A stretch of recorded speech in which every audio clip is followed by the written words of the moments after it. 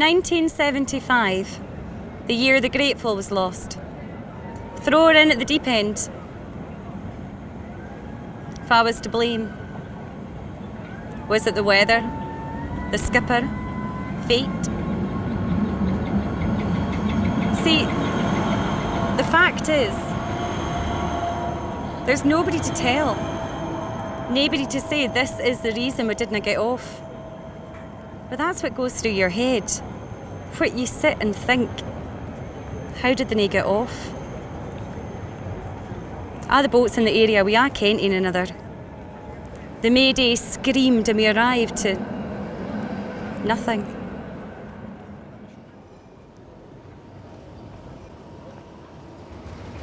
Do I feel lost? No. I feel found. Never time? Never time?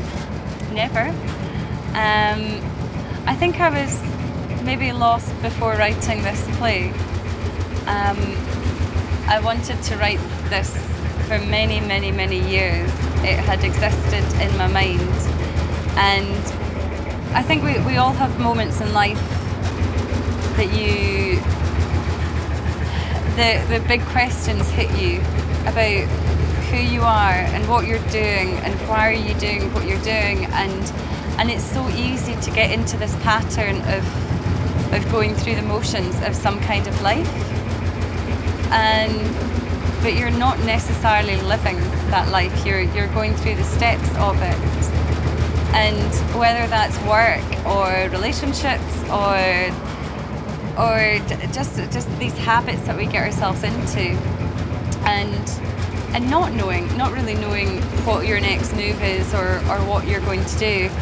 And there's something really, really enlightening about making a proper decision and making that choice and saying, no, I know what I want to do, and I know what I have to give up to do this, but it feels right, and it's the right decision for me, and I'm going to take it.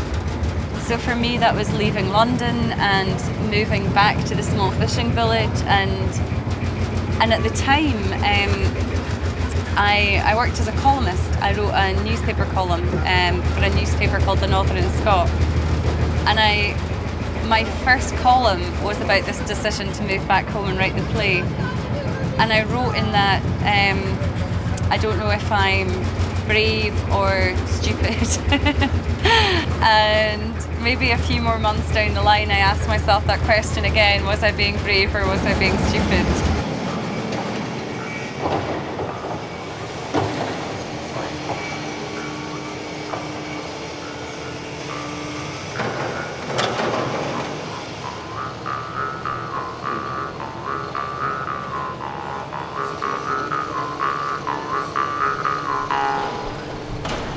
When I'm writing a piece of theatre or writing a story or something, unless it's my point of view, unless I'm writing as Morna the columnist, then I have to step back in a way, because then it's not, even though there's always a part of me in each character, it's not my view, it's their view. So why do they think this way? Why do they do this? Why do they make their choices that they do? What makes them angry? So in a lot of my writing, I have to step back from my point of view and then consider characters whose politics that maybe I don't like very much, or their decisions I don't like very much. But it's interesting because you have to know why they've made those choices and why they believe what they do, which is things that I don't necessarily understand. I have my own political points of view and my own political persuasions, but that always fascinates me. I'm a big character-driven person when it comes to writing, why people make the mad decisions that they do and where their beliefs come from.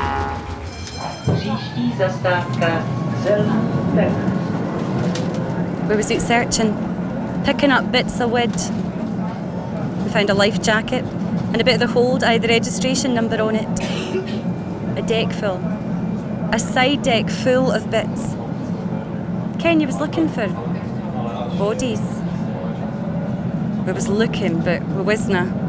I was not wanting to find any. Ken, it was all your friends you were looking for. Then a boat nae far from where we were, they found somebody. It was perfect. Just stay here where you are. I just have questions. What does mean sea for you? No, like what does the sea mean for you? No, could you answer me, please? Yeah. It's something like an interview, you know. I chose to write fishermen being lost at sea because it was a really personal subject for me. I'm from a family of fishermen, my grandfather and all the generations before, and when I was 5 years old my dad was lost at sea. So for me it was an opportunity to write a piece that was paying tribute to many men, including my father, who'd lost their life to this industry. When I was a child, and still now, going for walks across the beach and walking the dog down on the beach and climbing the rocks and going to find tadpoles and attempting to find some sun to sunbathe, and seeing different moods of the sea.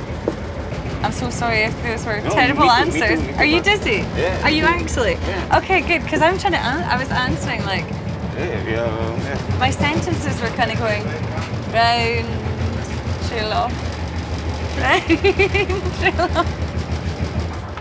Tak, děkuji mnohokrát. Ty jsi tak motá hlava. Ty jsi toho neměl zavřený oči? Oh my god, like the ground is like moving. No.